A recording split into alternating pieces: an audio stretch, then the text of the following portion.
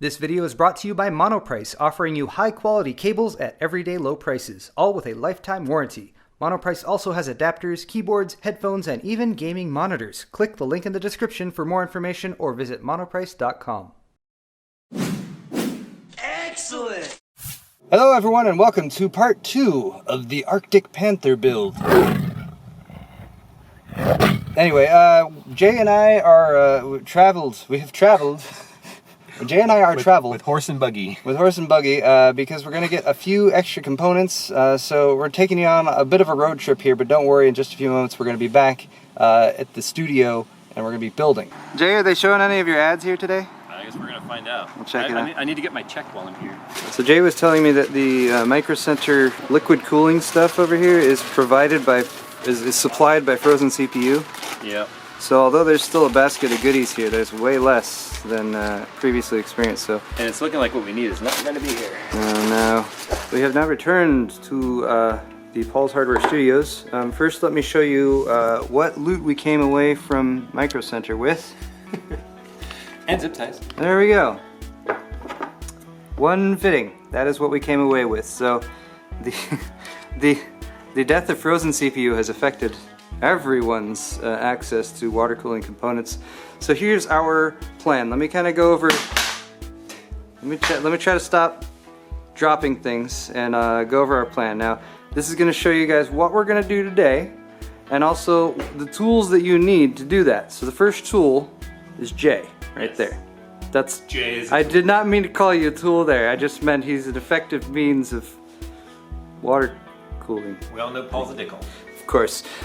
Inside the case though, if you guys, a little quick refresher, we have everything installed, we have everything lined up where we want it to be, and now we are planning where all them tubes are gonna go, from where to where. The tightness of the area that we're working with right up in here is gonna be our most difficult, so this connection here is difficult, and then the one back here for the upper radiator and the lower radiator, upper radiator and lower radiator, are also gonna prove a bit of a challenge, but moving right along, I wanted to briefly talk about the dilemma that we encountered when we were shooting last week's video.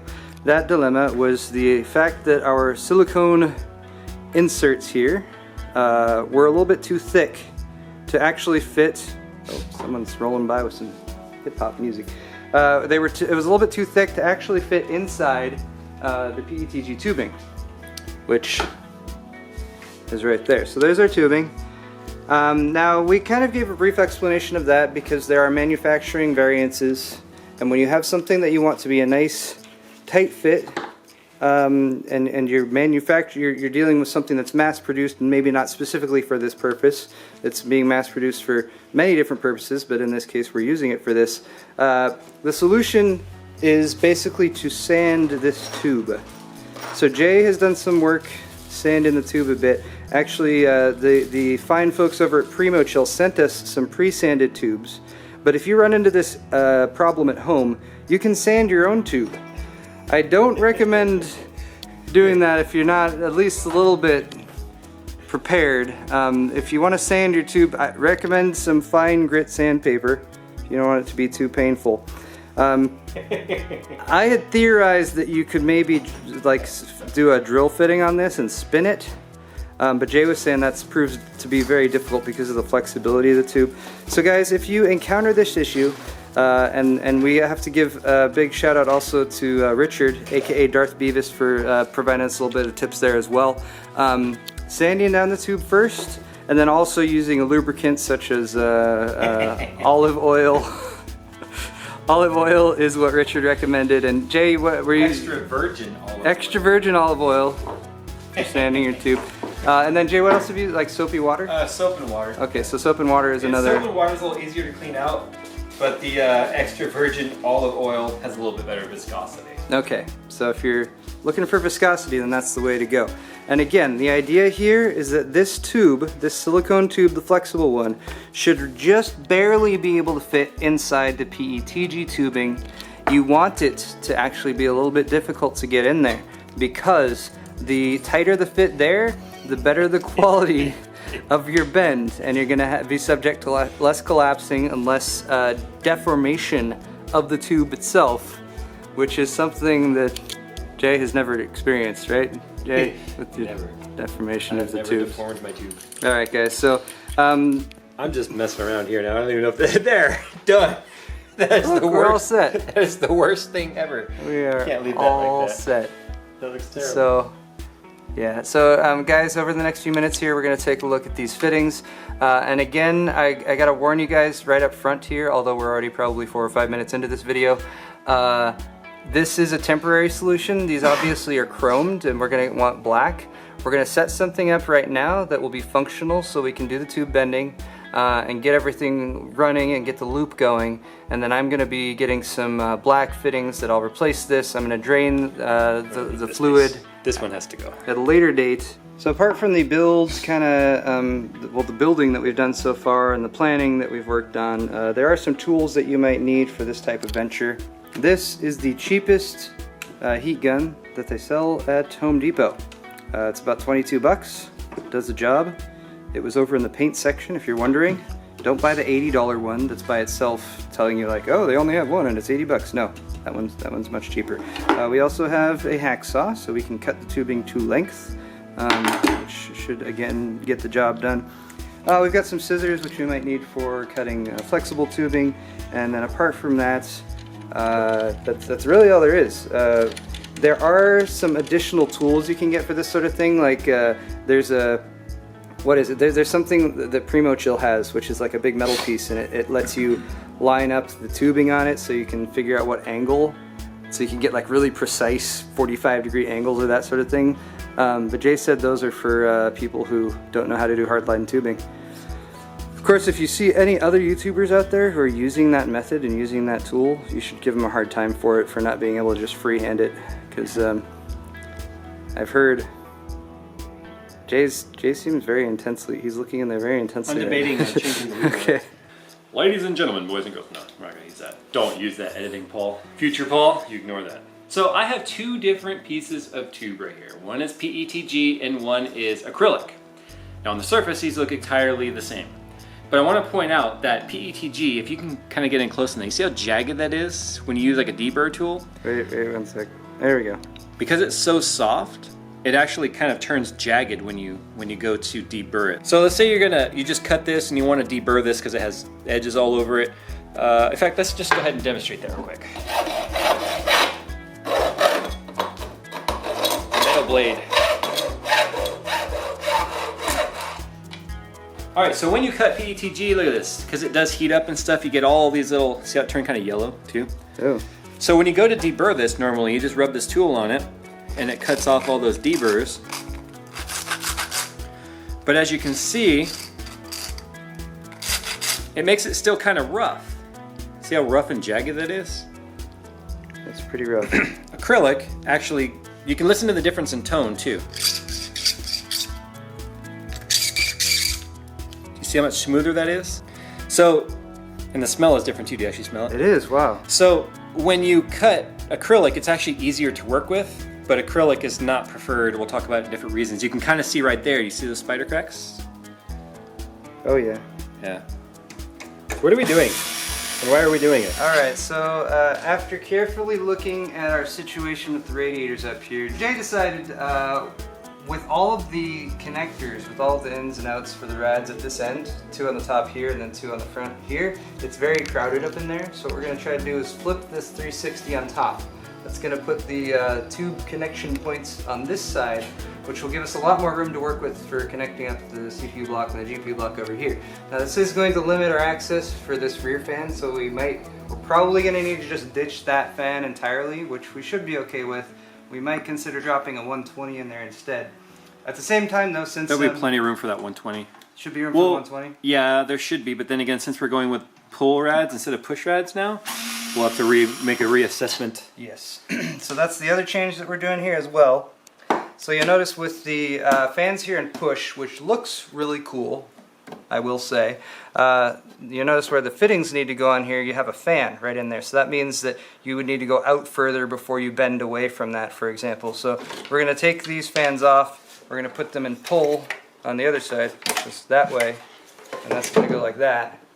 And see, look, like we're almost done. Like when I'm doing fans on top of a radiator, for example, I like to kind of corner up if I can. If it's not going to affect the aesthetics, of course, so that way both of these cables are kind of right there next to each other and they can easily feed down. That also keeps the lengths about the same. That's the way I do it.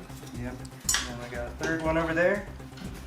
And then this is the part of the build where you need 4 hands. You need 2 to hold it, and 2 more. Or you can get away with 3 hands sometimes too. I feel like you're zooming way down here. maybe not. Okay. All right, so we're gonna teach Paul how to bend his tube as I learn how to use his camera. My God, you're gonna love me in post. So, because this is temporary, we're just gonna need a little bend right there that's kind of a 45 with a slight curve to it. It's ugly, guys, we know, it's temporary. Fittings we wanted to get, they did not have in stock. So, what we're gonna do now, Paul's gonna plug in his gun, his heat gun. Jay can tell you how much wattage this pulls since I'm using the kilowatt. All right, so we have off, low, and high. Or we have nothing, because the kilowatt was like, hey, you're not using any power, I'm gonna turn off. Low or high, Jay? What heat? Oh, for PETG, we can do low. I usually use low. So here's what we're gonna do. This is the piece. Paul seems to be running radar here. Looks like he's and go. Maybe we shouldn't run it through the kilowatt. Okay, so here's what we're gonna do. We've got a bowl of soap. We have got a bending cord over there in the junk pile somewhere. In the beginning. Bending cord. You're gonna drop the cord inside the thing there as we go. splash the computer. Just keeping things clean here. Okay, so pick up your little tube, or your little pipe, whatever you call them. Got my little tube. And go ahead and thread that bending cord through it. Okay, there we go. Have any paper towels handy? I did. Oh yeah, they're over there. See what I mean about that being actually a very tight fit? Oh, it just fits right in there. It's surprisingly hard to fit in there, huh? Oh, you know, it's just you gotta keep pushing. Using some olive oil would help here too, but since we're not doing a crazy bend on this one, we don't need it. You're twisting it as you insert it. Well, you gotta give it a little, you know, it takes some finesse. You know, it might be resistant at first, but I feel like some smooth talking really helped. Be like, hey. All right, that's far enough. Did you enjoy that dinner that we went out to earlier? All right, so basically now you're just gonna bend it, or you're gonna heat it, first of all. Okay. So flip this like face up. You grab those paper towels. So basically you're gonna kind of guesstimate how much you have to bend it based on this right here that you're planning on for filming there. So kind of look at it, put it on low heat. I'll do that for you. Thank you, Jay. And you're just gonna sort of slowly rotate it. Why are we zooming in? Oh my God. You are really gonna love me in post, Paul. Slowly rotating. Yeah. Then you'll feel it start to get soft. It's gonna start to kind of sag on its own. Oh, it is. Getting a little soft now. You can even move it a little closer to the gun if you want. This is the only time you get soft the more you're ready. Oh, it's starting to bend. Yep. Don't force it though. Just keep going. Don't force it. Just keep going. Nice and easy. Don't get premature on us. Ladies and gentlemen, this is and so then we just a little more heat. A little more heat. Yeah. If you have to force it, it's not hot enough. Okay. You should be able to just under its own weight bend it. Getting there? Oh yeah. Okay, now go ahead and start to, since you're not having a very aggressive bend here, go ahead and bend it to what you think matches the angle you need over there. About 45? Not quite. Look at the fittings over there. So that's a little much. It's too much. Yeah. So keep it over the heat so you can bend it back.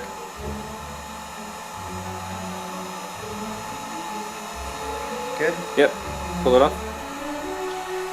And doesn't look like we got any blistering and any crushing or anything. Looks like we got a little bit of a twist in there, but we'll, for our first attempt, this might be a good practice piece. Let's see. Yeah, It's got a little bit of a bubble that I can see. Right yeah, but there. if you look in there, it looks like you twisted it as you were turning it. I did. It twists. It was twisted. Alright, so that was a good first. You also see how you're getting a kink right here? Okay. See that kink? Yeah. That's bad. We're completely out of focus. So that's because I'm looking at that and not the camera. So that kink right there is because it was a little bit cold when you started to bend it, and then as you were turning it, as it got hot, you started to twist it. Okay. So that is attempt number 1. This is a learning experience. Now go ahead and pull your tube out of the tube. Alright, so this is my first ever bend, so I'm going to keep this. Everything was actually good. Your problem just was you started to bend it too soon. So I got a little excited. You got a little excited. I was excited about my first ever tube bending, And then you twisted it. And so yeah, so and that's something I wasn't even thinking about at all, was the idea that I might rotate one end of it without rotating the other end. Now when I rotate it, I don't actually keep rotating like a rotisserie. I kind of turn 90 and then hold it, and then turn 90 and then hold it. Right. Okay. Until it's ready to bend, and then I do the bend all at once. Okay.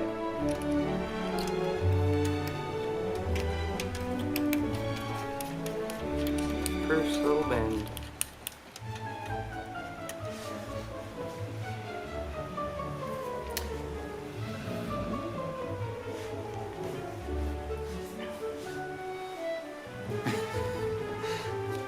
We need to test this connection, so we're yet again doing the blow test. Jay has insisted that this is a crucial part of this entire process. Allow me to just line up here. Ready, Jay? I'm ready. Okay. Blow test successful! We're going for a very complex bend here. We're going to try to loop out of here, back around, and then over to here. It might be funky. We're just gonna roll with it though. We're gonna see how things go. It's gonna be funky.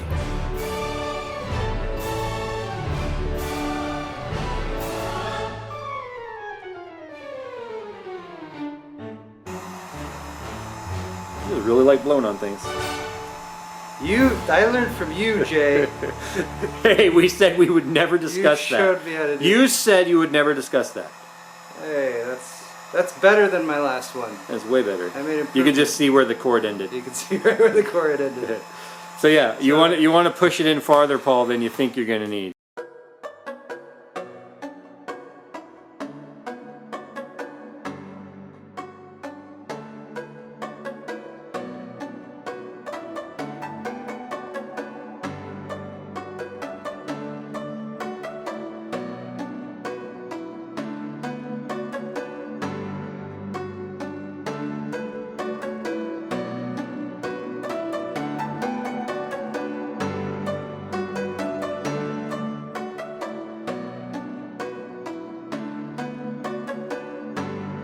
So after a couple moments of truth, we have had a moment of clarity. Well, Jay did. And this tube, although it did fit, it was a successful bend. It looks terrible. It's not the prettiest bend. You can see we had to do several different kinks in it in order to get from this point down here to this point up here. Jay, since he brought over a lovely assortment of angled fittings, has dropped a couple of these on. So we got a 90 over here and then a little jointed kink bend right there. It's actually a 90. Like if you bent this way, you can see it's a 90. Oh, okay. But it's a dual rotary, so we use it as an offset, and the offset was actually perfect to line up with the depth of this. So now all we need is a single tube with like a 25-degree bend in it, and that's it.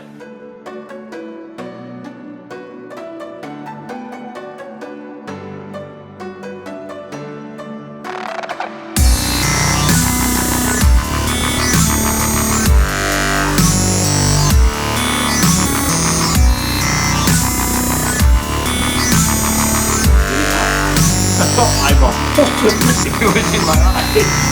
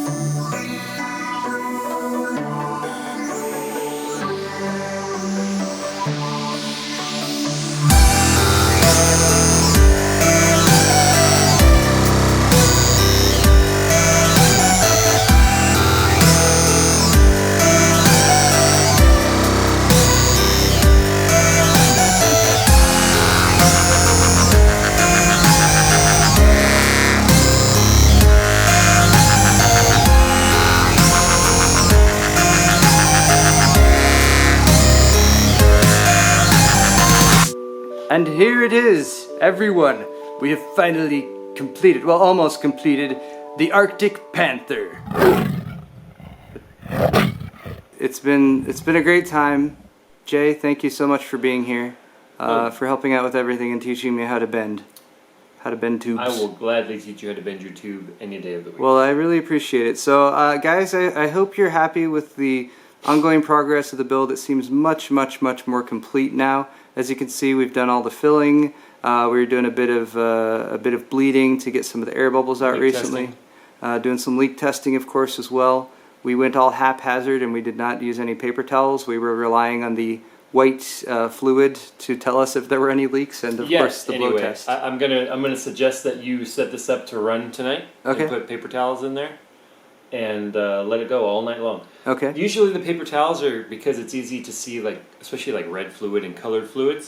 But white fluid dripping on a white paper towels might not be easy to spot. So, but since nothing's powered up in the system, if you did get some sort of a leak, you wouldn't damage anything. Okay, so that'll be good. Yeah.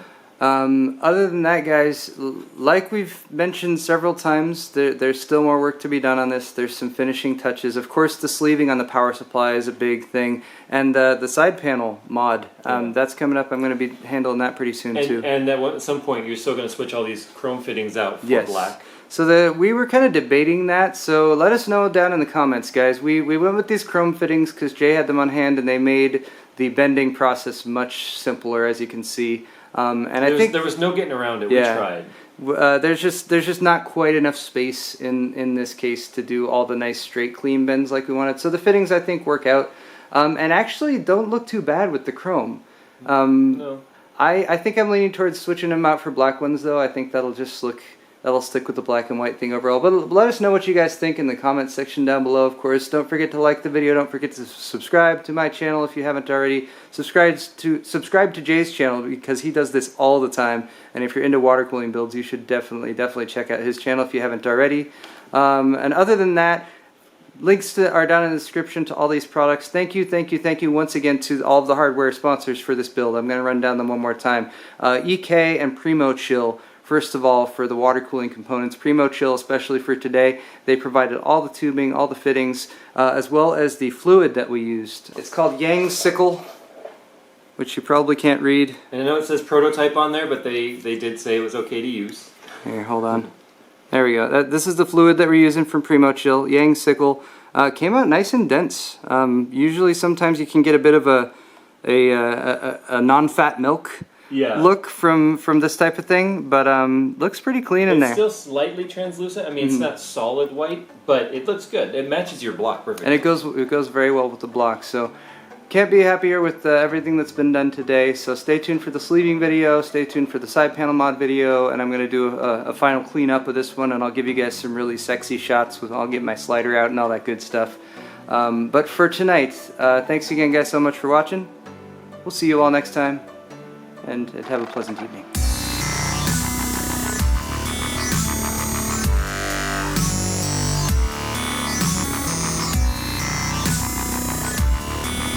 This is terrible. Hello everyone, we're reporting to you today from the surface of the sun. Fix it in post.